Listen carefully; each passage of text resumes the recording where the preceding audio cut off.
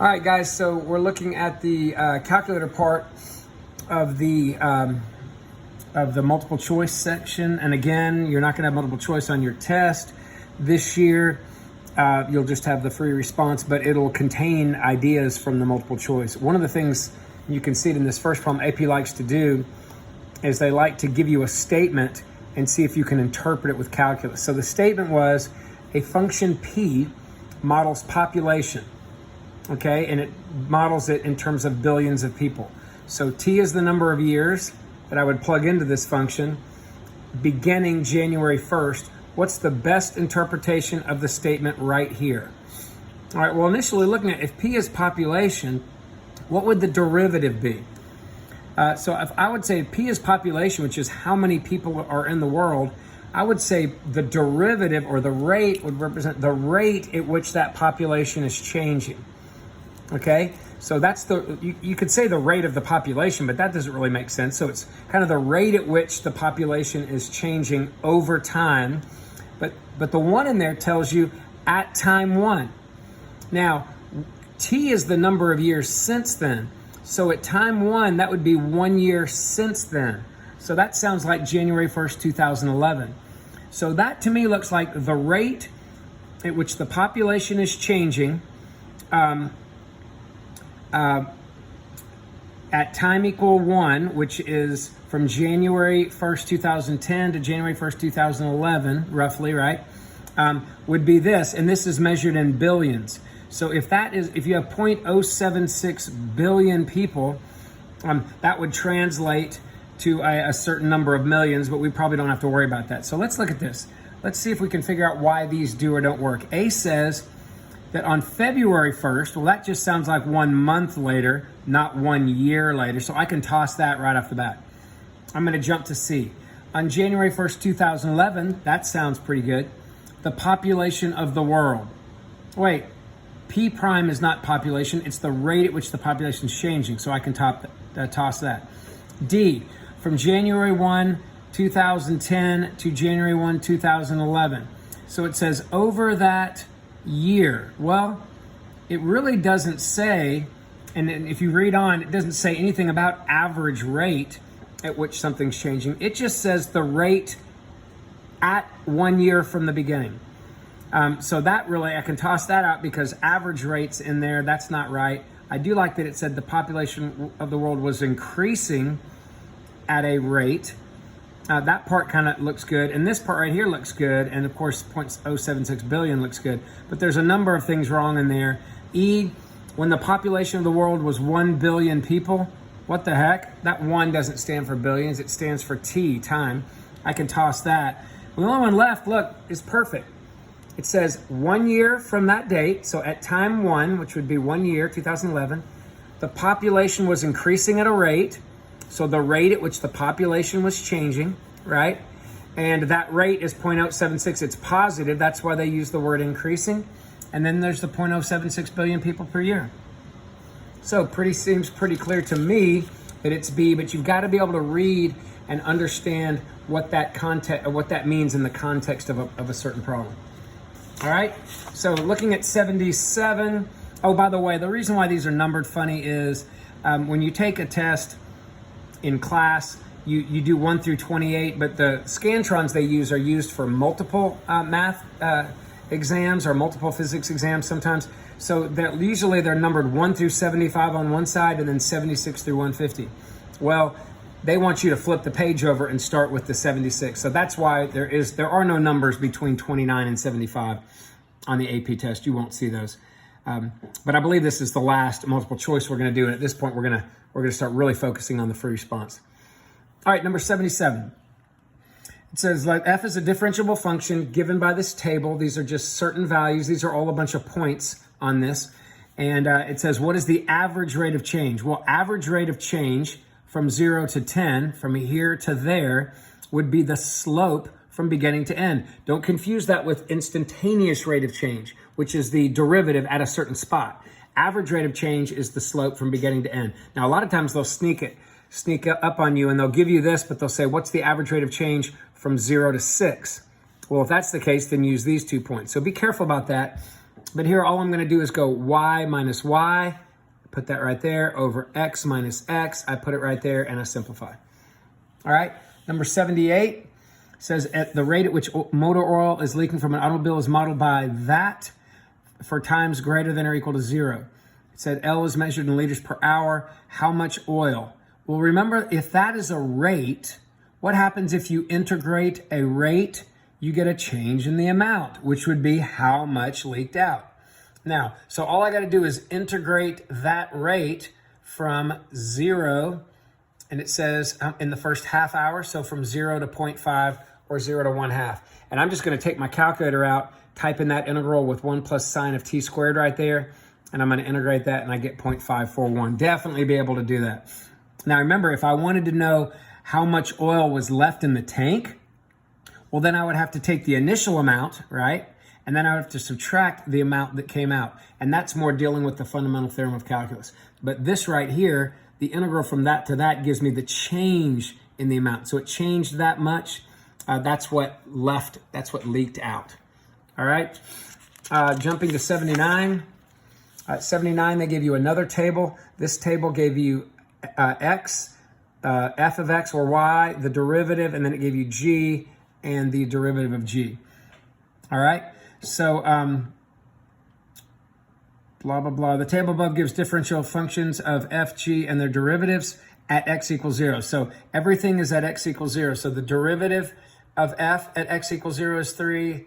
The value of f at when x is 0 is 3. The derivative of the function at 0 is 4. And then g of 0 is 2. And g prime of 0 is pi. So it says, what is the derivative of h at 0? Guys, show your work. And don't just write low d high minus high over low squared and plug zeros in and simplify it. Write what you're doing. The derivative of h is low d high minus high d low over the low squared. And then I'm finding the derivative at 0. So I didn't write this, but technically I'm plugging a 0 there and a 0 there and a 0 there and a 0 there and there. And I'm going and finding them. So like g of 0 is 2, put a 2 in. F prime of 0 is 4, put a 4 in. And do that with everything, and you get 8 minus 3 pi over 4. All right? Definitely make sure you can do something like that. And then also, you know what they do, now that I think about it? Sometimes they'll give you something like a 3x in there. Like it'll be f of 3x. So in that case, when you go low d high, what would be the derivative of f of 3x? Well, it would be f prime of 3x times 3. So don't forget to look for little things like that. Occasionally that can happen as well. All right, number 80. 80 gives you this picture, and it gives you a graph of the derivative. So the derivative has positive values here, negative values here. And as I'm just looking at this before I even read, I see that the derivative goes from plus to minus. That would mean that the original function has a relative min right there. I'm sorry, relative max right there, because the derivative went from plus to minus. But whatever, let's let that. So make sure you recognize that's the derivative graph. So if that's the derivative from 0 to 2, what is the value of x at which the absolute min of f occurs? So the absolute min, remember, is different from a relative min. There are no relative mins here, but because the only critical number right there is where it goes from, where's the graph of f goes from plus to minus. That's a relative max. So you got to start thinking, well, absolute min also checks endpoints. Well, if you think about it, if this was a function, right? If this is the derivative function, I'm accumulating area. Well, if I integrate an f prime, right? If I integrate an f prime, it sends me back to the change in f, right? So area here, it looks like what happened is I started out with, like, say, a certain amount of snow or whatever on the ground on F, right? And then I accumulated a bunch more, right? But then I lost even more. So it looks to me like I'm going to have the least amount at 2, because even though I gained a little bit there, I lost more from where I started, okay? So because that area is bigger than that one, and it's negative when I move this way, that puts me in a smaller position at the end too. All right, so 81, what is the area of the region enclosed by that graph and that? Well, I can graph this. Now, you're not going to have area this coronavirus year. They've canned it. But just to show you the algebra of it or the calculator of it, that sketch, that is the top part. You could graph that on your calculator. You can graph that on your calculator, and you can see to find this, I would be integrating from that intersection point to that intersection point. And you can use your calculator. Now, I knew that was 0 because if I plug a 0 in there, I get 0 and 0 for y. So I knew that, but I didn't know that one. So you can use the intersection function of your calculator to find that, and then integrate from here to 3.2 of top minus bottom. You would not be able to do this without a calculator here, but make sure you can get a little practice with your calculator, typing it in and making sure that you can get 2.829. All right, number 82, they give you this crazy looking function here. It says the graph of the derivative. So again, that's a derivative. And if I look down here, this derivative graph has a negative value, then a positive value. So that's a relative min right there. I do know that, but I don't even know if that's what they're asking. But it says the line tangent to the graph of this at x equals 0 is vertical. So the line tangent to it has an undefined slope. And it says the derivative is not differentiable at 2. So it says f prime is not differentiable at 2. So that means that the second derivative does not exist there, because this is the derivative, remember? So the derivative doesn't exist there because there's a cusp. It looks like a cusp. Which of the following is true? So this says that the derivative does not exist at x equals 2. Well, the derivative did. It's just the derivative of the derivative that didn't. Yeah, the derivative at 2 is like, I don't know, whatever that value is, 2 or 3 or something like that. So the derivative exists. So it says, which of the following statements is true? Well, the fact that it does not exist is not true. Then it says the original function must be decreasing from 2 to 4.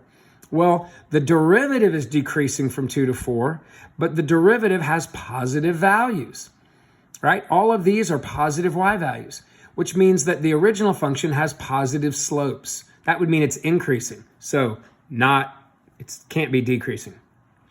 I'm going to skip to D. The graph of f has a point of inflection at 0. Okay, now graphs of f that have point of inflections, a point of inflection means what? That the second derivative doesn't exist, and the second derivative would also have to go from plus to minus or minus to plus. Okay, but according to this, if I look at this, this is f prime. The derivative right here of this, the slope of that's positive, and the derivative of that's positive. So the second derivative of f goes plus to plus. All right, so if it goes plus, then to DNE, then to plus, because it does not change concavity, I can't call it a point of inflection. It's a possible point of inflection because the second derivative does not exist. But remember, it also has to change concavity, and the slopes there are positive, and the slopes there are positive, and slopes of slopes are second derivatives. All right, and then E said it has a local max at x equals 0. No, because when a derivative has negative to 0 to positive values, that's a local min or a relative min, so I toss that. And then C says the graph of f has a point of inflection at x equals 2. Well, that does make sense, because the derivative of the derivative, or the second derivative, doesn't exist, and that's one condition for a point of inflection. And look at the slopes of the slope. Positive, negative. So the slope changed right there from positive to negative, and the derivative did not exist, so it must be a point of inflection. Make sure you can say all those things. You can say f prime doesn't exist, f double prime doesn't exist, and goes from plus to minus here. All right, number 83. It starts to get a little loud here. Forgive me. I will stop the video. I think my daughters are cooking for us tonight. Yeah, good times, or hopefully good times. Anyway, 83, a particle moves along the x-axis so that its position greater than 0 is given by x.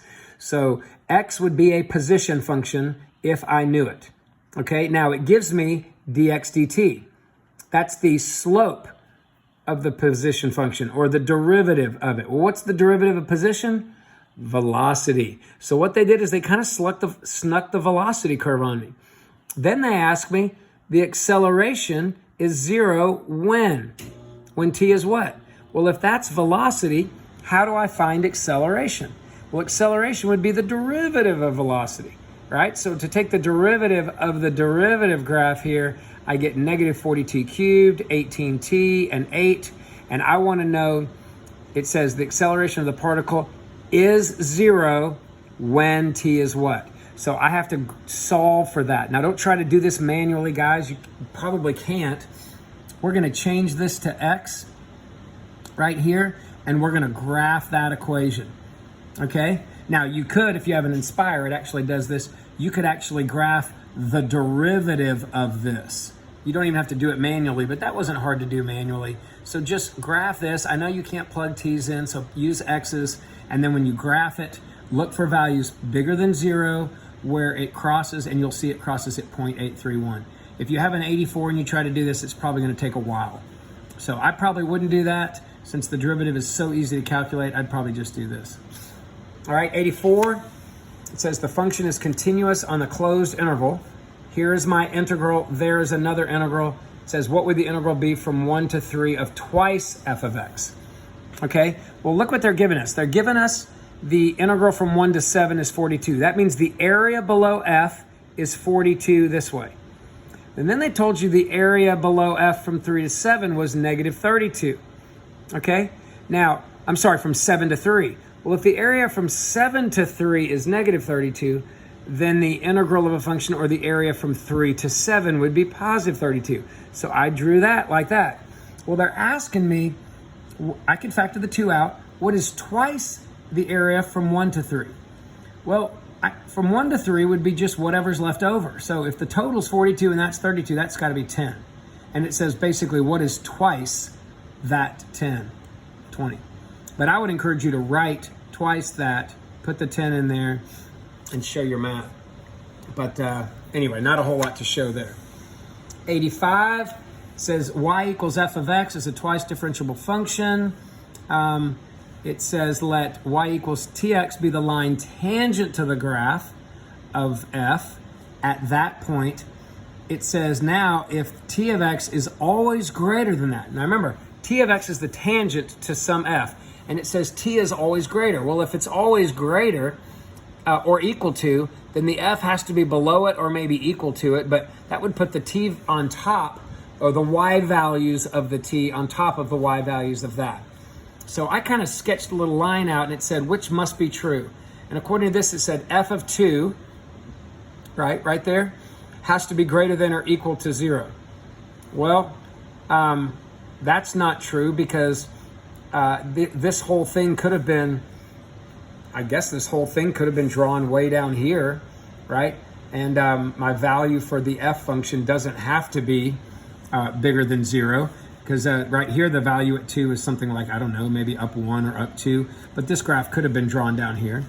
This says the derivative is greater than 0. And I'm like, the derivative of f is greater than 0. Well, that's at 2. That's not true. I could have drawn these any particular way. The actual slope at 2 didn't have to be positive right there. It could have, this slope could have been like this. It could have been negative right there. Because remember, this is just talking about values, not slopes. And then, so this doesn't make sense either. Now, this says that the derivative of the f is greater than 0. Well, now listen, if this right here is below that one, and this is a tangent line to it, right? Then that must be looking something like this, which would make it kind of concave down. And if that, so the only thing that's it has a shot of being is having a second derivative, f, having a second derivative that's negative. And that's the only option there. It's not going to be positive. That's what would happen if the value of f was bigger than t, but it's not, it's smaller. So if all the f has to be down here, then my guess is it's concave down. And they put 0 there because it could be equal to that technically as well. All right. Take a look at 86. On 86 right here, it says the vertical line x equals 2 is an asymptote for the graph of f. So I just went ahead and drew a vertical line in there. It said which statement must be false. Okay, well, let's check it out. B says, as the limit as x approaches 2 is negative infinity. Well, it's possible that it does that, right? If x equals 2 is a vertical asymptote, that's possible, so it could be true. It says the limit as x approaches 2 is infinity. Well, it could be going up on both sides. That could be true. And that also says the limit of the function as x goes to infinity could be 2. Well, yeah, I guess this thing could be like doing something like this and just flattening out at 2 that way. But that would be a horizontal asymptote, not a vertical. But it could also have a horizontal, so it's possible. this says the limit of f of x is x approaches infinity is infinity. Well, this graph could do this and then just head up forever. So all these are possible, but look at this.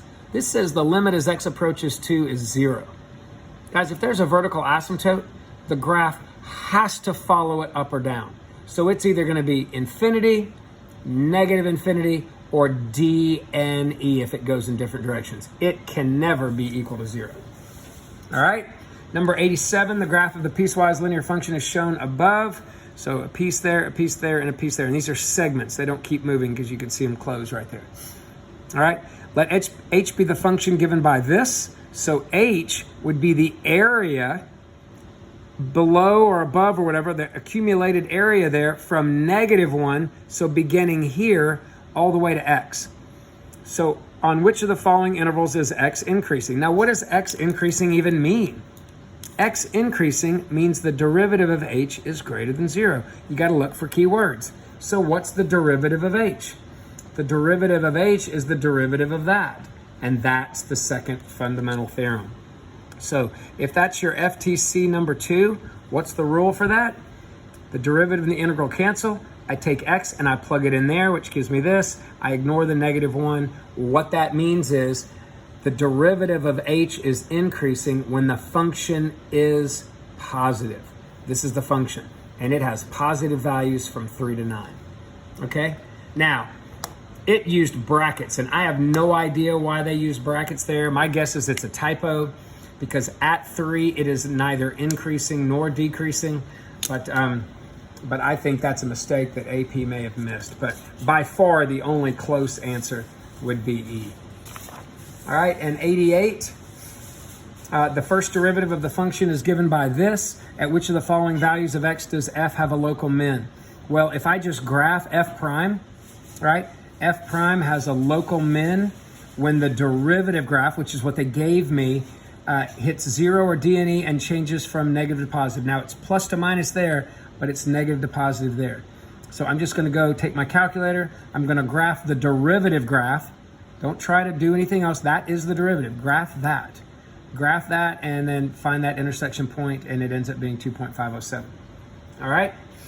And by the way, change your, when you look down here and you only see answers between 0 and like 2.5, change your window from like, I don't know, -1 to 3 or 0 to 3, whatever, so that you just look at these and you're not tempted to find other stuff, because every now and then people look at too much window and it messes them up. 89 says, here's a function, and the limit of that as x approaches a is f of a. Okay, it says which of the following statements about f must be true? Okay, so this is saying that the limit of the function as x approaches a is equal to the value of the function at a. Well, we have statements about continuity, right? And the statement for continuity says a function's continuous if the limit exists. It must if it's equal to something else. The value at a exists. It must if this is equal to the limit, and that the limit as x approaches a of the function and the value of the function at a will be equal. So literally, that's the 3 points of continuity. That exists, and they're equal. So it must be continuous at a. All right. Jump into number 90. Number 90, the temperature in Fahrenheit on a cup of coffee is this. To the nearest degree, what is average temp? So if that's temp, average temp is the integral from beginning to end over end minus beginning. So it's the integral from 0 to 10 over 10 minus 0. Guys, don't make this hard. Average temp does not mean average rate of change. Average temp is an average value. If I said what's the average rate of change, then I would find the point at 0. I'd plug a 0 in and get the y value, and then I'd plug in 10 and get the y value, and I'd find slope from beginning to end. But this is average temp. That's this. I don't know that this is on your AP test. Seems like I told you earlier. But I'm just typing that in my calculator and getting 149. It says approximate to the nearest degree. All right, number 91. 91 gives you a derivative and a value of f, not the derivative of. An f value and a derivative value. It says, what's f of 2? Well, guys, if I want to find out what f is, I'm going to somehow have to change this f prime back into an f. Well, Well, how do you get a derivative of f back into an f? You integrate it, okay? So how would I integrate it? Well, I'm gonna integrate it since I know, like, think about it. A lot of people just write this. And remember, this is a calculator problem, so you can't do this manually. I can't integrate this. I could try, but if you think about it, if that's u, then my du is 2x dx, and I don't have a 2x to help me. You're not able to integrate this. So if I'm going to do it with my calculator, I have to have an upper and lower bound. So I thought, well, what do I have? I'm given a 3, and I know its y value, and I'm asked for a 2, so I'm going to use 2 and 3 here. So the integral from 2 to 3 of cosine x squared dx will get me back from the f prime back to the original function. But remember, if it's 3, 2, fundamental theorem says f of 3 minus f of 2. Now, at this point, I can type that in my calculator. I was given that, and I can solve for this. So what did I do? I added the f of 2 over here, and I subtracted that 0.214 and got 6.7. And that's your fundamental theorem of calculus in full bloom right there. All right, 92, which is your last problem, says the graph of the function h is given above of the following which has the greatest value. All right, so it says the average value of h. Now, average value of h from -3 to 2, do you remember our little trick? The average value, you're basically integrating h, right? You're integrating h from 2 over minus a -3. So think about it. What would happen if I integrated this h function from -3 to 2 over 2 minus a -3? Well, think about what's the area here? The area from -3 to 2, it looks like I have a whole lot more negative area than I do positive area. So this right here is definitely negative, okay? And I'm dividing it by 5, which is what I end up here, makes it even smaller. So it's a small negative, maybe smaller negative than it was, but it's definitely negative. Now, average rate of change is different than average value. Average rate of change is slope from beginning to end. Now, the slope from beginning to end definitely looks positive, right? Now, I don't know exactly what it is, but I have that point, right? That's -3, -2, it looks like. And this looks like 2, 1. So I could go y minus y. And if I did y minus y here, I get, well, let's do it this way. Y minus y is -3. X minus x is wait a minute, what did I do here? -3, -2, 2, 1. Y minus y is -3. And then I did it backwards here. I should have done +3. Oh, I'm sorry. You know what I'm doing here? All of that, I'm losing my mind here, guys. Average rate of change would be y minus y, and then x minus x. And you can see clearly that gives me 3/5. So that's positive. Sorry, I lost my mind there for a second. This thing I was messing with up here is not slope, it's average rate of change. I was just looking at that bottom part. Anyway, whatever, brain glitch. And then right here, this is saying what's the area from -3 to +2? Well, that right there is the same thing I just did here on the top. So the area here, I'm accumulating more negative than I am positive, more negative than I am positive. So these two positives don't weigh out those two negatives, so that also is negative. The area from -3 to 0, again, way more negative than that little bitty positive, so that's negative. And then it says the derivative at 0. The derivative at 0, remember this is the h function, the derivative also has a negative slope. So everything's negative but b is the only positive value, you gotta go with it. All right, hope that helps, guys. And make sure you, tomorrow, I'm gonna leave a video, I believe, about how to do the work and to take pictures of it using Genius Scan and to enter that, and to email me your results.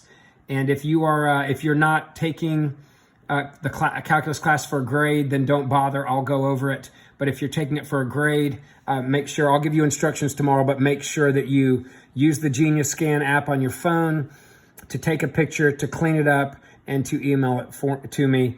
And if you don't have that Genius Scan app, you can download it. If you don't have the phone, the ability to do that, you're gonna have to, like if you have some totally crappy phone that doesn't have apps, which I'm pretty sure you can find something, But if you don't, I just need you to take a picture somehow and get them to me or to email me about it.